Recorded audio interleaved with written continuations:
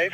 Get everybody out here to my house now! Okay, all right. My wife and my kids are dead! Get everybody out here to my house! Go to Dave Cam's house now. Signal 10. Okay, David, we got people on the way, okay? Get everybody out here! Come here. Everything's going to be okay, all right? We're going to get Remember, people... everything's not okay. Get everybody out here Okay, now! they're coming. Go to Dave Cam's house now. Okay. Do you know what happened, David? No! They're dead! I just got them from playing basketball. 4548 Phillipsburg. Good day to everyone. My name is Nur Insyara binti Kamaruddin and I will be presenting about the introduction. Move to the next part, which is the case background of David Kemp. The accused in this case is David Kemp. It was happened during 28 September 2000 and it was located in Georgetown, Indiana.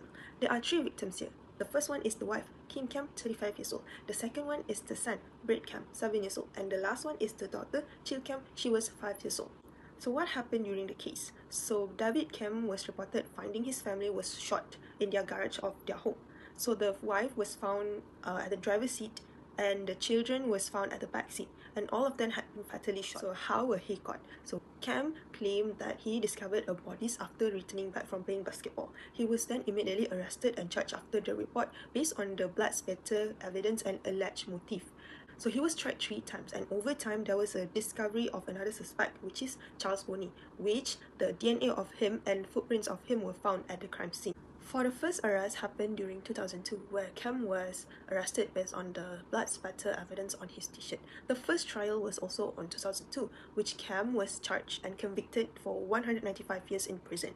Second trial was in 2006, where Kemp was retried with additional evidence of alleged sexual molestation of his daughter and more blood pattern evidence on his t-shirt, and then he was then found guilty again. Finally, the last part is the third trial, which is the found and the discovery of the new suspect, which is Charles Boney. Boney was charged in 2005 for his role in murder, and he merely provided a murder weapon to Kemp, and then his involvement surely raised a doubt to the law and the investigators, and in 2013 the court decided that Kemp was found not guilty and he was then released from the 13 years in prison. And the last part is David Kemp filed a lawsuit to the investigators and forensic expert for the wrongful prosecution. I'm going to highlight the unique features of the David Kemp case, one of the most shocking wrongful convictions in US history. First, the main evidence against Kemp was just 8 tiny blood spots on his shirts, which police claimed were from the shooting. But this analysis was based on a bad science and done by unqualified experts. Second, Kemp went through the 3 separate trials. He was convicted twice, but both verdicts were overturned. He finally won his freedom after 13 years in prison.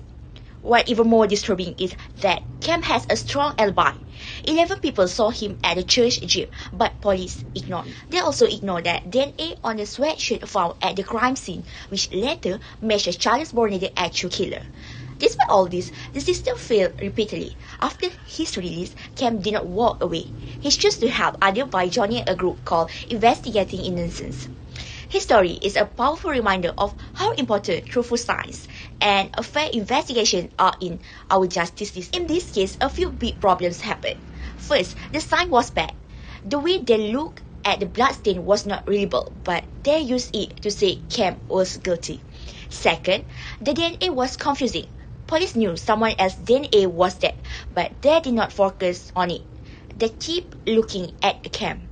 Third, the experts were not good enough. Some people who gave expert opinions did not really know what they were talking about. Fourth, they brought up things that did not matter. They talked about the Kemp personal life, even though it has nothing to do with the crime.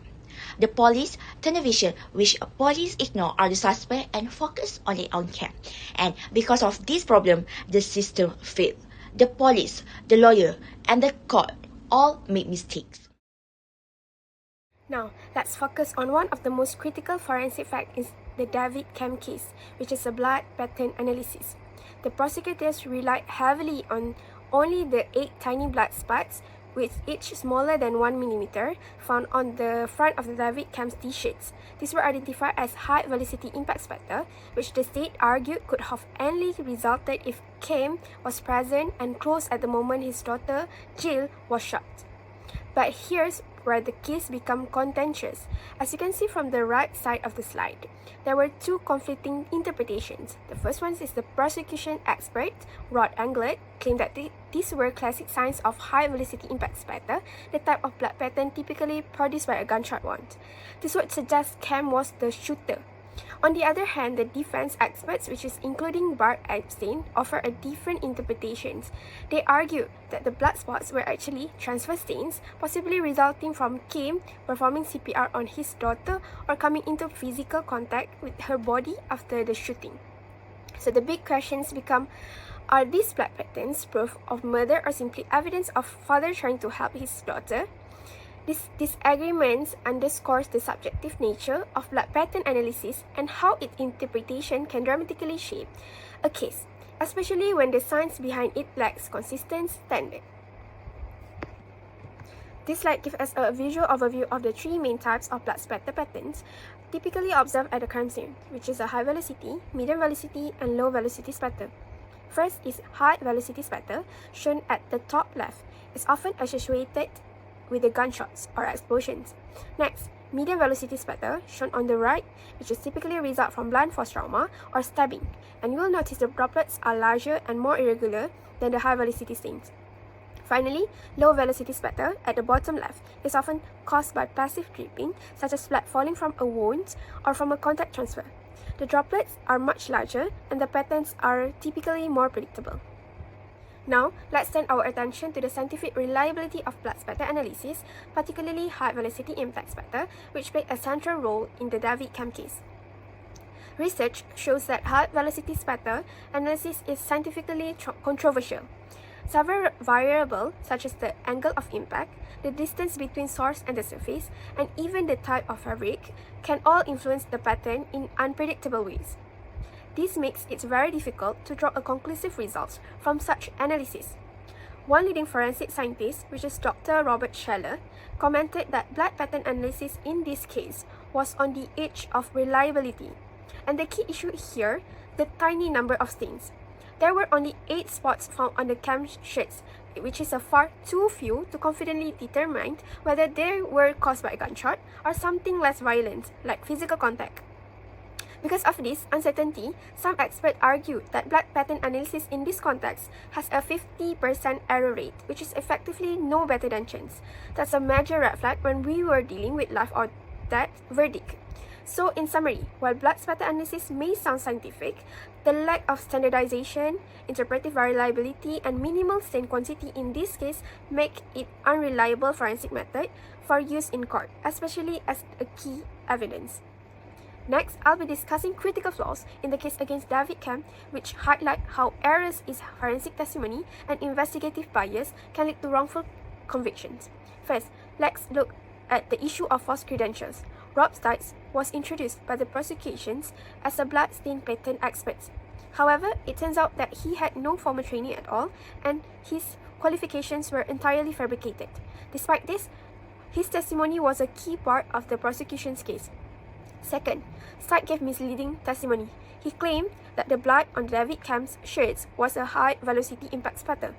This type of blood stains suggests a close-range shooting, and that claim directly pointed out Kim as a shooter. But again, this analysis came from someone who lacked any actual qualification in blood stain analysis. Now, let's talk about the impact this had on the jury. The jury wasn't informed that Stites had no expertise. As a result, they gave his flawed testimony far more credibility than it deserved. Even more troubling, DNA evidence from Charles Bonney, which is the real culprit, specifically on the sweatshirts, was completely ignored. This is a clear example of what known as investigative tunnel visions, where authorities fixate on the suspect early on and ignore other critical leads. Another major flaw in the case was the improper admission of character evidence. During the trial, the prosecutions introduced extensive detail about David Cam's alleged extramarital affairs and sexual behavior, which dated back of 10 years.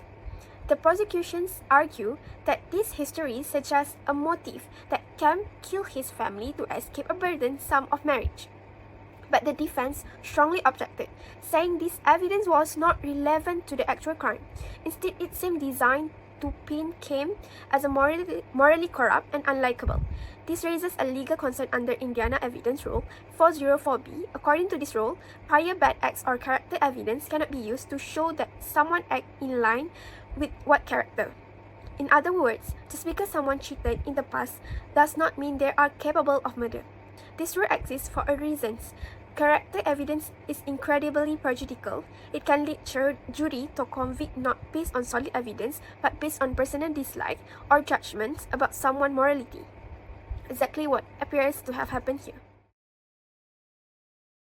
A major factor in David Kem's wrongful conviction was flawed bloodstain pattern analysis presented by an unqualified expert named Robert States. His conclusions were speculative and not based on reliable science. This plan aims to fix these problems by creating stronger standards and protections so similar mistakes does not happen again. This action plan includes 6 recommendations that directly address the issues seen in the Kem's case. Recommendation number 1 is mandatory certification for BPA experts. All BPA analysts must be certified by a recognized organization such as the International Association of Bloodstain Pattern Analysis. In the Kem's case, Robert States had no official certification or qualification. These requirements would ensure that only properly trained experts can testify in court. Recommendation number 2 is stricter admissibility standards. BPA evidence must pass legal admissibility tests like the Dobright or Fry standards. These tests check if the evidence is based on tested peer-reviewed science. In Kem's trial, the BPA evidence would likely have failed these standards and been excluded. Recommendation number 3 is independent review panels. Before BPA evidence is used, in major cases, it should be reviewed by a neutral panel of certified experts. This step helps detect error or bias and confirms whether the analysis is scientifically valid. In the Kem's case, such a review could have prevented misleading evidence from being presented. Recommendation number 4 is standardized reporting. All BPA findings must be clearly documented. Reports should include labeled photographs, diagrams, measurements, and an explanation of the method used. In the Kem's case, the BPA report was vague and lacked critical details. Standardized documentation improves transparency and accuracy. Recommendation number 5 is dual expert verification in serious cases. For cases involving life imprisonment or the death penalty, BPA findings should be verified by second independent experts. This prevents one person's mistake or bias from leading to a wrongful conviction. In Kem's case, had only one expert opinions and it was not challenged. Recommendation number 6 is legal education on BPA limitations. Judges, lawyers, and jurors must receive basic education about what BPA can and cannot prove. In the Kem's trial, the jury likely misunderstood the limits of the forensic evidence, so educating the legal community helps to ensure that science is interpreted correctly in court. Each recommendation is based directly on what went wrong in the David Kem case. The first recommendation is justified because Robert States had no certification. He should never have been allowed to testify. The second recommendation is justified because his analysis did not follow accepted scientific standards. The third is necessary because no peer review was conducted to validate the BPA conclusions. The fourth is supported by the fact that the report was vague and unverified. The fifth recommendation is justified because only one expert was used in a case involving sentences. And the sixth is important because the jury believed flawed evidence likely due to a lack of understanding. The 6 points show a clear pattern of systemic failure that must be corrected in future cases. In conclusion, David Kem, a former Indiana State Trooper, was wrongfully convicted of murdering his wife and children largely due to a flawed bloodstain pattern presented by unqualified expert. He spent 13 years in prison before DNA evidence linked another man, Charles Bonney, to the crime. So in 2013, Kem was fully acquitted. The David Kem case shows how easily things can go wrong with the science in court. It all started with blood.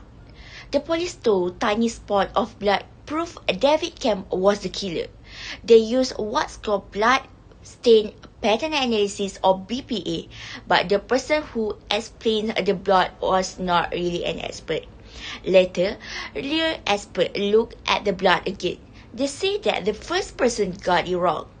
The blood did not prove Kem was guilty. This case shows how that science in court can be wrong. If the science is bad, someone could be wrongly arrested and sent to jail. David Kem's story is a warning. We need to make sure that the science in the court is a good and the expert really know what they are talking about. If not, innocent people can get hurt.